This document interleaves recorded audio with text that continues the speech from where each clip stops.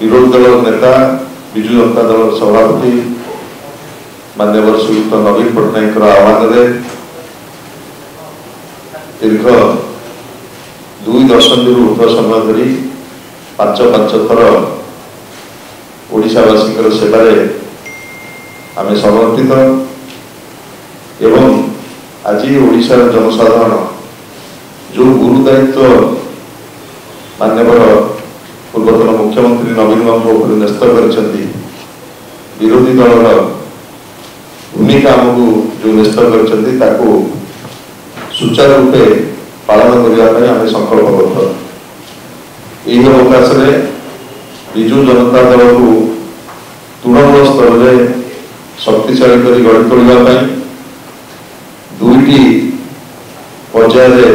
आमर जनसंपर्क पदयात्रा आरंभ होती प्रथम पर्याय 6 तारीख दिन शेष होती अभूतपूर्व सफलता आम प्राप्त रहीचु। आमर 30 जिला और 3टी सांगठनिक जिला मध्य प्राय 22 जिले में जनसंपर्क पदयात्रा सरी एवं द्वितीय पर्याय जनसंपर्क पदयात्रा द्वितीय पर्याय आरंभ खूब शीघ्र आरंभ हो जहाँ घोषणा कर 21 तारीख रु 30 तारीख पर्यंत द्वितीय पर्याय जनसंपर्क पदयात्रा आम करूँ। आप अनुभव करुवे विगत दिन मानक जिते जनसंपर्क पदयात्रा आम जाऊ जो उपलब्धि आम रही जनसाधारण सहित अतुट भाव में केमी संपर्क जोड़ू एवं नवीन सरकार विभिन्न सफलतार योजना किभली भाव में लोक पाखे तृणमूल स्तर में पहुंचा आज ठीक से भाव में विरोधी दल भूमिका आम सठिक भाव में किभली भाव में निर्वाह करूँ एवं ओडिशार जनसाधारण जो अपेक्षा आम पाखे रही पूर्ण करने निरंतर भाव में जनसाधारण सहित यही जनसंपर्क पदयात्रा मध्य दल को जनसाधारण सहित आम जोड़ीचु एवं द्वितीय पर्याय जनसंपर्क पदयात्रा अनुरूप भाव में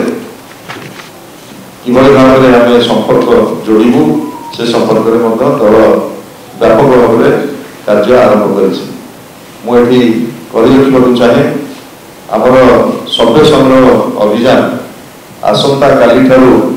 आरंभ कर बहुत डिजिटाली हम एवं मैनुअली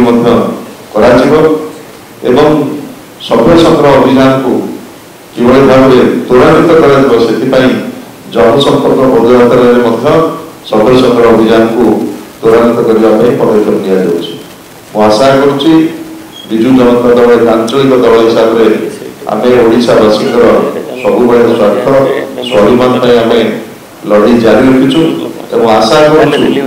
गणमाध्यम आपण मानकर सहयोग शुभेच्छा यह अवकाश मु कामना करी एवं धन्यवाद जनइबी विजु जनता दल तृणमूल स्तर